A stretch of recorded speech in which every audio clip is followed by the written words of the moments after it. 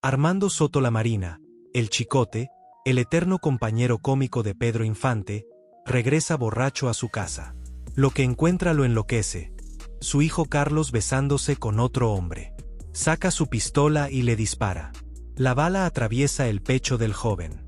Un escándalo que pudo destruir al cine mexicano, pero que fue silenciado por décadas. Esta es la historia del día que el actor más querido de México intentó asesinar a su propio hijo. Para entender la magnitud de lo que sucedió esa noche, primero deben conocer quién era realmente el Chicote.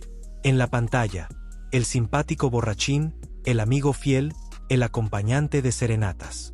Millones de mexicanos lo adoraban. Pero detrás de las cámaras existía un hombre completamente diferente. Armando Soto Lamarina era explosivo, machista, violento. El alcohol no era solo parte de sus personajes, era su realidad diaria. Sus allegados sabían que cuando bebía, el Chicote se transformaba. Los gritos en su casa eran frecuentes. Las amenazas, constantes. Y siempre, llevaba una pistola consigo. Su hijo Carlos creció en ese ambiente. Un hogar donde la imagen pública lo era todo, donde las apariencias debían mantenerse a cualquier costo. Pero Carlos era diferente. Inquieto, apasionado por el arte, soñaba con actuar. No por continuar el legado de su padre, sino por encontrar su propia voz. Carlos Cardán era atractivo, carismático, alto, de facciones marcadas, comenzó a moverse en los círculos artísticos de la Ciudad de México. Pronto llamó la atención, de mujeres y de hombres. Pero había algo que Carlos jamás podría confesarle a su padre. Un secreto que, de revelarse, desataría una tragedia. En los años 60, la palabra bisexual ni siquiera existía en el vocabulario público mexicano. Carlos vivía esa realidad en silencio, compartiendo su verdad solo con su círculo más íntimo. Era un secreto a voces entre amigos, actores y artistas.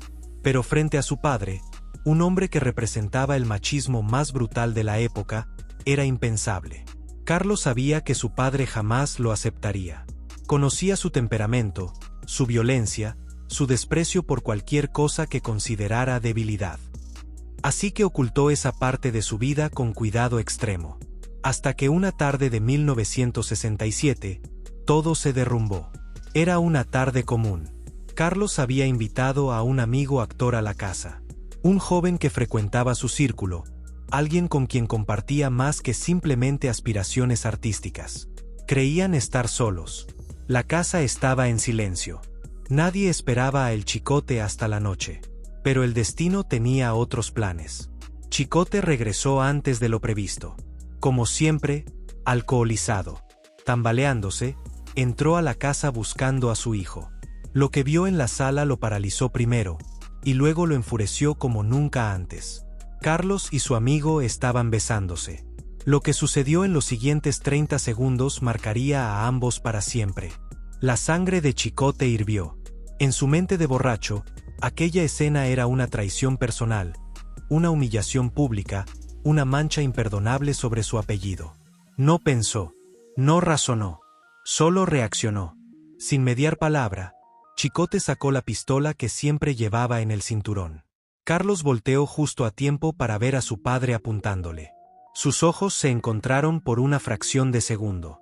En la mirada de su padre vio algo que jamás olvidaría: odio puro. El disparo resonó en toda la casa. La bala impactó en el pecho de Carlos, atravesándolo y terminando incrustada en su hombro. El joven cayó al suelo gritando de dolor. La sangre comenzó a manchar su camisa blanca rápidamente. Su amigo, aterrorizado, huyó despavorido sin mirar atrás. La casa se llenó de gritos. Los hermanos de Carlos llegaron corriendo. Su madre entró en shock, pero Chicote permanecía de pie, tambaleante, con el arma aún en la mano. No mostraba arrepentimiento, solo rabia. «Me quisiste matar solo por ser yo», gritó Carlos desde el suelo, ensangrentado, mirando a su padre con un odio que lo acompañaría el resto de su vida. Chicote no respondió. Su mirada perdida, la pistola temblando en su mano. En su mente confundida por el alcohol y la ira, había hecho lo que consideraba correcto. Había defendido su honor. Pero acababa de destrozar a su familia para siempre. Carlos fue llevado de urgencia al hospital. La herida era grave pero no mortal. La bala había rozado órganos vitales por milímetros. Los médicos dijeron que tuvo suerte. ¿Suerte? Carlos no lo vio así. Su propio padre había intentado asesinarlo. Pero lo que sucedió después fue aún más impactante que el disparo mismo. El escándalo debió explotar en todos los periódicos del país. El Chicote intenta asesinar a su hijo debió ser titular de primera plana. Pero nunca sucedió. Los contactos de Chicote en el cine mexicano y en el gobierno se activaron inmediatamente. Productores, actores influyentes, funcionarios. Todos tenían algo que perder si la imagen del simpático compañero de Pedro Infante se destruía. El cine de oro no podía permitirse ese escándalo. Oficialmente, nunca existió un reporte policial. Ningún periódico recibió información del incidente. Los médicos que atendieron a Carlos fueron convencidos de mantener silencio. La versión oficial fue que Carlos había sufrido un accidente con un arma de fuego mientras la limpiaba. Se firmó un pacto de silencio. Familia, amigos cercanos, productores, todos enterraron la verdad. La imagen pública del Chicote valía más que la justicia para Carlos. El joven pasó semanas en el hospital. La herida física sanó lentamente. Pero la herida emocional jamás cerraría. Cada vez que miraba la cicatriz en su hombro, recordaba los ojos de su padre apuntándole. Recordaba que su propia sangre había querido eliminarlo. Y Carlos tomó una decisión que cambiaría ambas vidas para siempre. Cuando salió del hospital, Carlos se alejó de su padre definitivamente. No hubo despedida, no hubo última conversación. Simplemente empacó sus cosas y se fue. Construiría su vida lejos de ese hombre que llamaba padre. Los años siguientes fueron de silencio mutuo. Padre e hijo vivían en la misma ciudad, se movían en los mismos círculos artísticos, pero jamás se dirigían la palabra. Cuando coincidían en eventos o grabaciones, la tensión era palpable. Todos sabían que algo terrible había ocurrido entre ellos, pero nadie se atrevía a preguntar. Carlos logró abrirse paso en el medio artístico, aunque siempre en papeles secundarios. La sombra de su padre lo perseguía. El hijo del Chicote, le decían. Y aunque Carlos odiaba ese título, no podía escapar de él. Pero algo cambió en Carlos después de aquella noche. Decidió vivir su vida sin miedo, sin esconderse. Exploró su bisexualidad libremente, sin importar los rumores o las críticas. Ya había sobrevivido a lo peor. ¿Qué más podían hacerle? Se rodeó de personas que lo aceptaban tal como era. Actores, artistas, bohemios. Un círculo donde la autenticidad valía más que las apariencias. Donde nadie lo juzgaba por amar a quien amaba. Mientras tanto, el Chicote continuaba su carrera. Pero algo dentro de él había comenzado a romperse. Chicote siguió trabajando en películas y televisión. Su personaje de borrachín simpático seguía arrancando risas al público. Pero quienes lo conocían de cerca notaban el cambio. Bebía más. Se aislaba más. En sus borracheras, comenzó a hablar de cosas extrañas. Yo le disparé a mi hijo, llegó a decir en alguna ocasión, con lágrimas en los ojos y la voz quebrada. Los presentes pensaban que deliraba por el alcohol. Nadie imaginaba que era verdad. Los pocos encuentros entre Carlos y su padre estaban cargados de resentimiento. Miradas de odio, silencios pesados. Compartían la misma sangre, pero entre ellos existía un abismo insalvable. Carlos cargaba no solo la cicatriz física en su hombro, sino el recuerdo imborrable de que su propio padre intentó matarlo. Por amor, por ser quien era. Ese peso lo acompañaría toda su vida. Los últimos años de Chicote fueron devastadores. El alcohol destruyó su cuerpo lentamente. Su carrera se apagó. Las llamadas para trabajar disminuyeron hasta desaparecer. El cine mexicano había cambiado, y personajes como el suyo ya no eran necesarios. Pero más que el deterioro físico, fue la culpa lo que realmente lo consumió. En sus momentos de lucidez, Chicote revivía aquella tarde de 1967 una y otra vez. La imagen de su hijo ensangrentado en el suelo. Los gritos. El odio en su mirada. Y en sus últimos días, El Chicote intentó algo que muchos consideraron imposible. Hay quienes aseguran que Chicote intentó buscar a Carlos antes de morir, que quiso pedirle perdón, explicarle que el alcohol y los prejuicios de la época lo habían cegado. Pero Carlos nunca respondió esos intentos. ¿Cómo perdonas a alguien que intentó asesinarte? ¿Cómo reconstruyes una relación con quien priorizó su imagen pública sobre tu vida? Para Carlos, no había perdón posible. Chicote murió solo, enfermo, hundido en la miseria. El actor que había hecho reír a millones se fue en silencio, sin la gloria que alguna vez tuvo, sin el perdón de su hijo, con esa carga, con ese secreto, con ese pecado que jamás pudo expiar. Nunca pidió perdón públicamente, nunca reconoció ante nadie más lo que había hecho. El pacto de silencio se mantuvo hasta su muerte. La historia de Chicote y Carlos es uno de esos episodios oscuros del cine mexicano que muestran la realidad detrás de la pantalla de plata.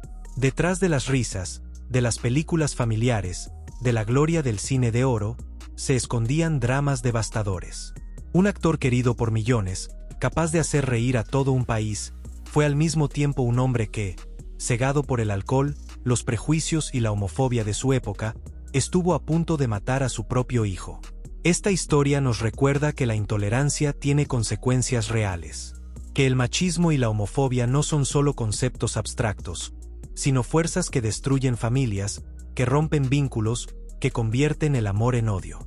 Carlos Cardán vivió el resto de su vida con esa cicatriz, física y emocional, pero también con la dignidad de quien decidió ser auténtico a pesar del precio que tuvo que pagar. Eligió vivir su verdad, incluso cuando esa verdad casi le cuesta la vida. Y aunque esta historia ocurrió hace más de 50 años, su mensaje sigue siendo devastadoramente actual. ¿Cuántas familias mexicanas han vivido tragedias similares, quizás sin disparos, pero con rechazos igual de mortales? ¿Cuántos hijos e hijas han sido expulsados de sus hogares por ser quienes son? ¿Cuántos padres han priorizado el qué dirán sobre el bienestar de sus propios hijos? La historia de El Chicote no es solo sobre un actor del cine de oro. Es sobre una sociedad que durante décadas castigó la diferencia, que persiguió el amor, que valoró más las apariencias que la verdad. Hoy, décadas después, esta historia sigue siendo un secreto para la mayoría. Pocos conocen lo que realmente sucedió esa tarde de 1967. El pacto de silencio funcionó. La imagen de El Chicote como el simpático compañero de aventuras se mantuvo intacta en la memoria colectiva. Pero la verdad, aunque enterrada, sigue ahí, en la cicatriz que Carlos llevó hasta su muerte, en los testimonios de quienes presenciaron el horror, en las confesiones de Chicote en sus borracheras finales. Esta es la realidad que el cine mexicano no quiso mostrar, la que los productores prefirieron ocultar, la que la prensa de la época decidió ignorar, porque en aquel entonces, proteger la imagen de una estrella valía más que hacer justicia.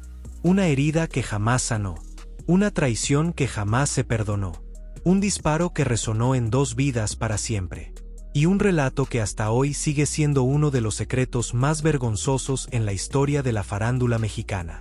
El Chicote hizo reír a millones, pero a su propio hijo solo le causó dolor, trauma y una cicatriz imborrable. Esa es su verdadera historia, la que nunca salió en las películas, la que se escondió detrás de las risas y los aplausos. Carlos Cardán murió años después, habiendo construido una vida propia, lejos de la sombra de su padre. Nunca habló públicamente del incidente. Se llevó su versión de los hechos a la tumba. Pero quienes lo conocieron saben la verdad. Y ahora, ustedes también. Esta es la historia que el cine de oro no quiso contar. La tragedia detrás de las sonrisas. El precio real de vivir en una época donde ser diferente podía costarte la vida.